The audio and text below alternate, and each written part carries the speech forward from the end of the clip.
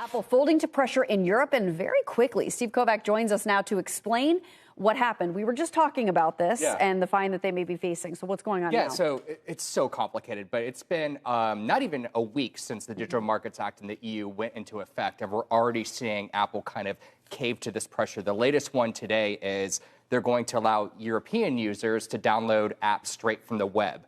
That is huge for Apple. If you've ever used an iPhone, which everyone here has, you go through the App Store. You go through the App Store only. Now, part of this thing, they allowed other third-party app stores on, but they said, no, we can't allow you to download apps straight from the internet because that would just create some security problems and so on and so forth.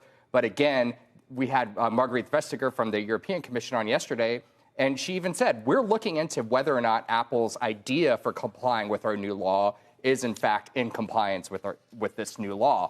And as this pressure sort of mounts, we're seeing these backtracking and changes already before any kind of formal punishment can come down.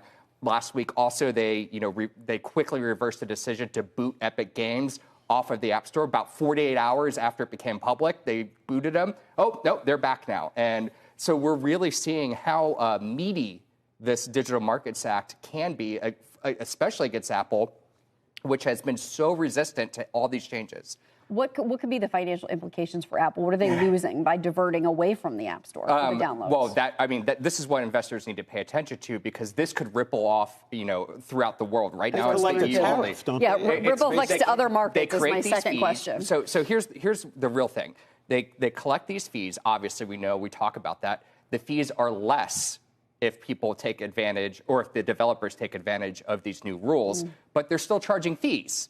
Apple is, and new kinds of fees. So one example, this is the one that's driving everyone nuts. It's called the core technology fee. So if I'm an app maker and I decide I don't want my app in the App Store, I want it in a third-party app store, or I just want people to download it straight from the internet, I have to pay Apple 50 cents, euro cents, every time someone downloads my app.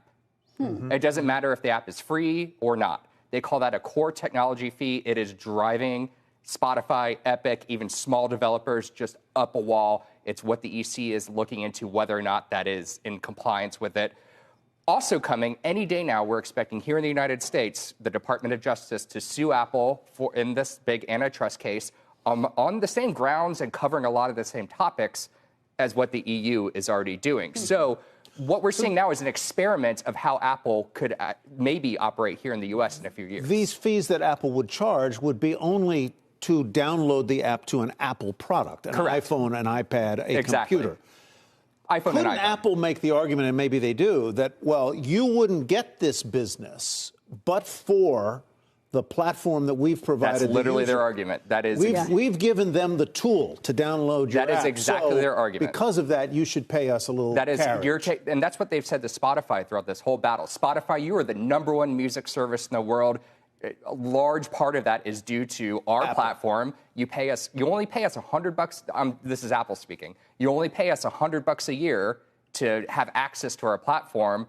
The least you can do is, if you do want to take advantage of some of these in-app payment tools and so forth, is pay us a cut. Spotify, of course, says, no way, Jose, we're not doing that. So it is incredibly complicated, but it is incredibly interesting to see Apple cave to pressure before they get some kind of formal mandate or directive to do it. Because what's at risk? Not just App Store profits, but fines. That $2 billion dollar fine that they got last week, separate case from the Digital Markets Act, but the DMA up to 10% of global revenue. So for Apple, that's nearly $40 billion in fines they could be facing. They can't just eat that. That is not something they could just, brush off like they have with so many other fines. And again, coming to the U.S. soon, so many of these issues are going to be brought up. The platform power, what you described, is likely going to be kind of the thrust of the DOJ's case against Apple, using their market power to kind of force these fees and so forth. All right. Steve, thank you very much. Appreciate it.